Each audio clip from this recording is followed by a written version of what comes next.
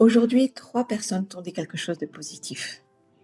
L'une t'a félicité, une autre t'a remercié, une troisième t'a fait comprendre qu'elle appréciait vraiment ce que tu avais fait, puis une quatrième personne a prononcé une phrase, une remarque un peu sèche, un mot maladroit, un ton différent.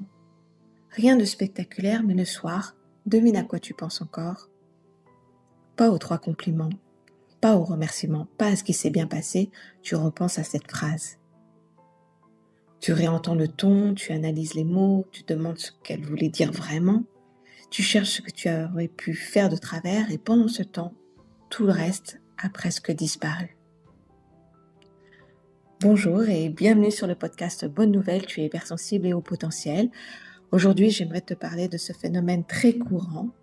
Une seule remarque négative arrive et ton cerveau oublie tout le reste. Ce phénomène porte un nom, il s'appelle le biais de négativité. Le biais de négativité, c'est cette tendance naturelle de notre cerveau à accorder davantage d'attention à ce qui pourrait représenter un danger, une menace, un risque ou une erreur. À l'origine, ce fonctionnement était utile. Pour survivre, il était important de repérer un danger que de rester longtemps à contempler quelque chose d'agréable. Le problème, c'est qu'aujourd'hui, ton cerveau peut réagir à une remarque, un silence, un message froid ou un regard comme s'il devait absolument comprendre ce qu'il ne va pas pourtant protéger. Et quand tu es hypersensible et haut potentiel, cette pensée peut prendre encore plus de place. Pas forcément parce que tu as davantage de pensées négatives que les autres, mais parce que tu captes davantage de détails autour de cette pensée. Tu entends le ton, tu remarques le silence qui suit, tu vois le changement dans le regard, tu analyses le moment où la phrase a été prononcée, tu cherches ce qu'elle pourrait vouloir dire, tu relis cette remarque à d'autres expériences et ton cerveau ouvre plusieurs scénarios à la fois. La personne a été contrariée, ai-je fait quelque chose de mal? Est-ce qu'elle pense cela depuis longtemps? Est-ce que les autres le pensent aussi?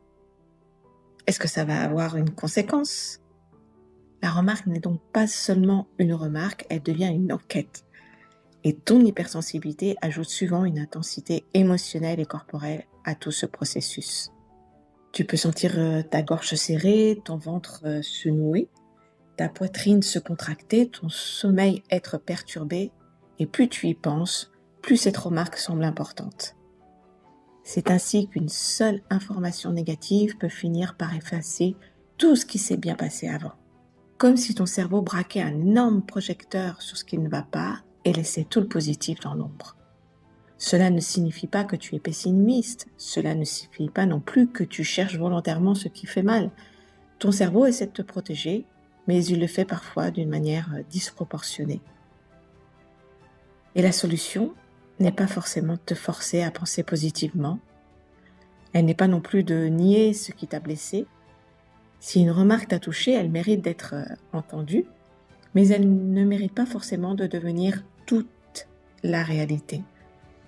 Alors, la prochaine fois qu'une pensée négative occupe tout ton espace mental, tu peux commencer par te dire « Mon cerveau est en train de donner énormément de poids à cette information. » Cette phrase crée déjà un petit peu de distance.